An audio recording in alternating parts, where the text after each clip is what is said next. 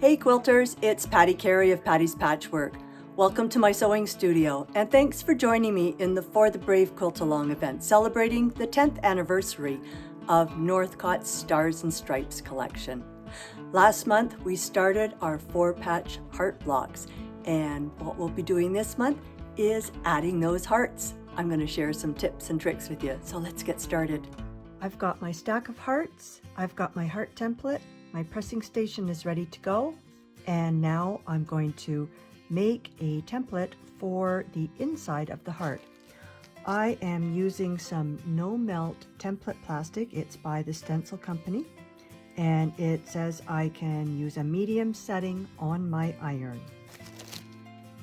So I have my piece of template plastic and I'm placing it inside the outer line, but making sure that it covers the inside line. And I'm using a Sharpie, and I will simply trace along the edge and then cut it out.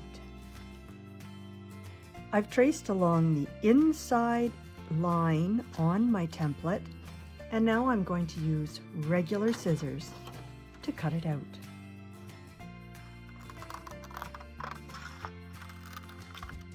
If you have a hard time getting the scissors into that inside point, simply turn it over and cut from the other direction into the point. I've lowered my pressing surface to lap height, and I'm sitting at my ironing board because I have a lot of hearts to do.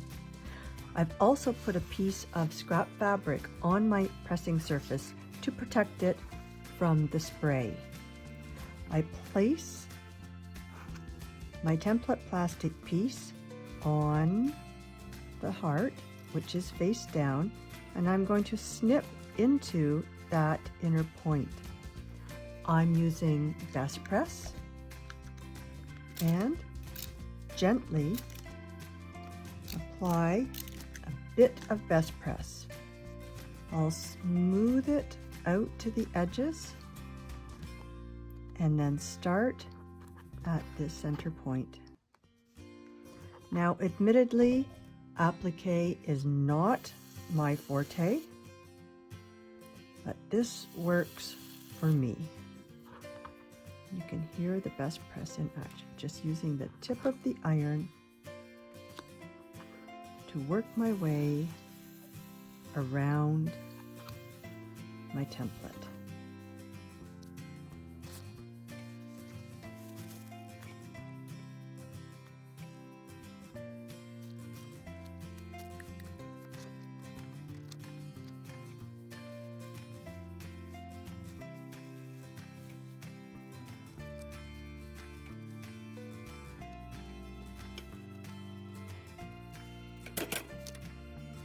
The edges are nice and flat, so they'll stay in place while I stitch them on my block. Using the cover quilt image as a guide, I place the hearts in the fabric E-squares of my 4-patch units. I'm going to use 3 pins, and I'm going to pin the heart in place. I want to allow roughly an extra 1/4 of an inch on the 2 raw edges of my fabric E-square, because it needs to have an extra seam allowance there, but it's not an exact science. On the bottom pin, I place it on this edge so that I can stitch all the way down before I need to remove the pin. I've set my machine for the mock applique stitch that comes on my program. I've set the width at 1 and the length at 3.5. But you do what works best for you. If you don't have this stitch, you can also use a long, narrow zigzag. I would recommend a stitch width of 1. I'm also using the open toe foot on my sewing machine so that I can very easily see where my stitches are going to be in place. I'm going to start at that top inner corner of my heart.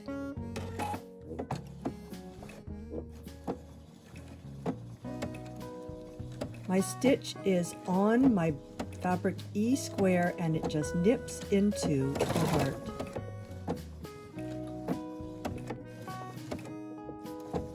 I pivot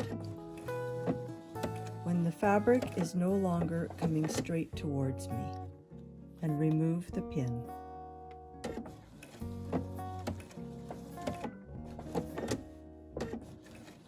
On the curves, I have to pivot often.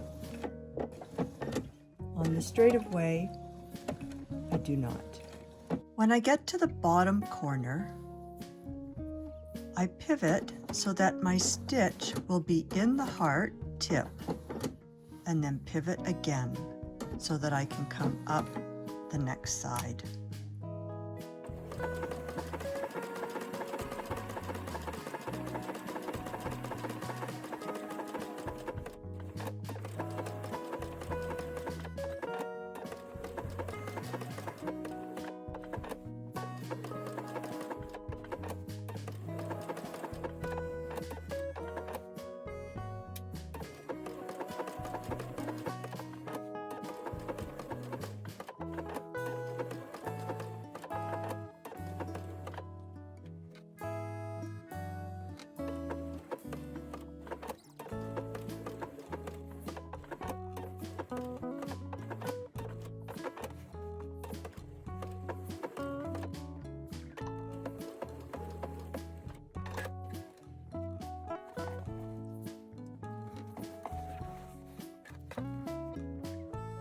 Then I trim away the part of E that is behind the heart.